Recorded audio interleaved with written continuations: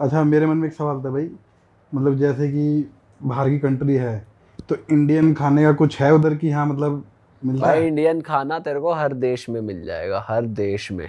और Indian restaurant में Indian कम और गोरे ज़्यादा दिखते हैं। भाई एक चीज़ बताता हूँ मैं, वहाँ मैं ब्रेकफास्ट करने गया, जगह का नाम था डोसा डोसा। तो वहाँ पे बेसिकली क्या है कि इंडियन रेस्टोरेंट खुलते हैं 11-12 बजे और बंद हो जाते हैं 11-12 बजे। बट जब आपको ब्रेकफास्ट करना हो और सुबह उठते हो अब, तो 11 बजे से पहले वाला चाहिए, क्योंकि मेरी फ़्लाइट थी, नाश्ता करके निकलना था। तो भाई एक जगह थी डोसा डोसा, तो वहाँ मैं ट्रैम पकड़ के पहुँच गया। वो वहीं थी चार्ल्स ब्रिज के पास ही। तो फिर एक अंग्रेज़ ने हमें रिसीव करा।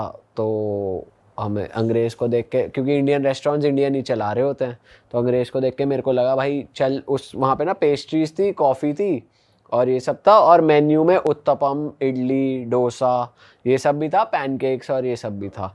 तो मुझे लगा ये बंदा कॉफ़ी वॉफ़ी बनाता होगा इसलिए अंग्रेज़ है, अंदर तो शेफ़ तो इंडियन ही होगा, वरना वो कहाँ बना पाएंगे डोसा।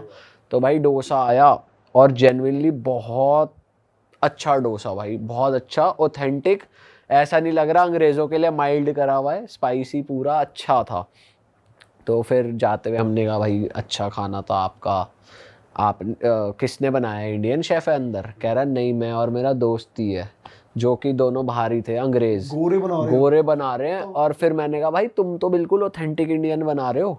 तो कहता कि बस प्रैक्टिस है 3 सालों की।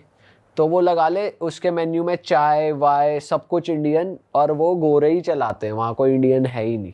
तो मैंने कहा यार ये सही सीख लिया तुमने, अब ये इंटरेस्ट से सीखा या पैसों के लालच में सीखा? भाई पैसों के लालच में सीखा होगा, क्योंकि इंडियन इतना घूमते हैं यूरोप में, और इंडियन को इंडियन इंडियन खाना चाहिए। वो खाएगा डोसा वो सब बिल्कुल ये खाएगा। नहीं है इंडियन की जेब से पैसा निकल जाए, इज्जत धेले भर की ना देनी पड़े हमें। इंडियंस को सही बात है कम देते हैं ना इज्जत। भाई, इंडियंस को इज्जत थोड़ी तो कम देते हैं ये। पर तू जैसे हम एक साथ गए थे, तो भाई लॉन्डो को देख के तो भाई लगता है। लॉन्डो को पर देख जैसे तू फैमिली के के थोड़ी साथ था कम तो सही इज्जत, होंगे। फैमिली के साथ थोड़े सही होते हैं। लॉन्डो को देख के थोड़ी कम इज्जत इसलिए हो जाती है क्योंकि वो ये बिलीव नहीं कर पाते कि लॉन्डो का ग्रुप, जैसे हम जैसे लॉन्डो का ग्रुप घूमने भी आ सकता है। उन्हें यही लगता है कि ये इंडियन है तो काम ढूंढने आया है, या ये काम करता है, कोई डिलीवरी बॉय है या कोई है। क्योंकि हमारे लोग वहाँ मोस्टली काम काम ही ढूंढ रहे होते हैं, काम ही कर रहे होते हैं। और वो उस नजर से ही देखते उस हैं नज़र टूरिस्ट से को ही भी, कि देखते ये हैं, तो वो ट्रैवलर हाँ। और टूरिस्ट तो समझते ही नहीं कि इंडियन घूमने भी आ सकता है।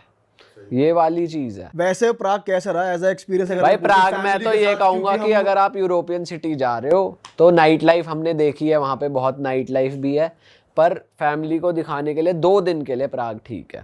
2 दिन इनफ है, मतलब 2 दिन में पूरा तुम घूम छोटा लोगे। सा ही है वैसे तो। छोटा अरे है तू वहाँ ये पे। भी तो कह रहा था कि आंटी को लेकर उधर जाएगा जिस क्लब में हम गए थे, हाँ वो पांच जिसमें हर डिस्को फ्लोर पे वाला। अलग अलग एज के हाँ हिसाब से क्राउड हाँ, आता है। 5 डांस फ्लोर्स है अलग अलग। मैंने सोचा था एक्सपीरियंस करा दूंगा, बट भाई वो खुलता था 11 बजे। तो इतनी लेट घर वाले कहेंगे भैया मेरे से जुड़वा ले हाथ, तू जा, तेरे को क्योंकि जाना है। पहले ही इतना चल लिए हैं हम। तो भाई यही होता था कि नहीं जा पाए। प्राग के बाद कहाँ गए? फिर हम गए जिनीवा। जिनीवा स्विट्जरलैंड में है।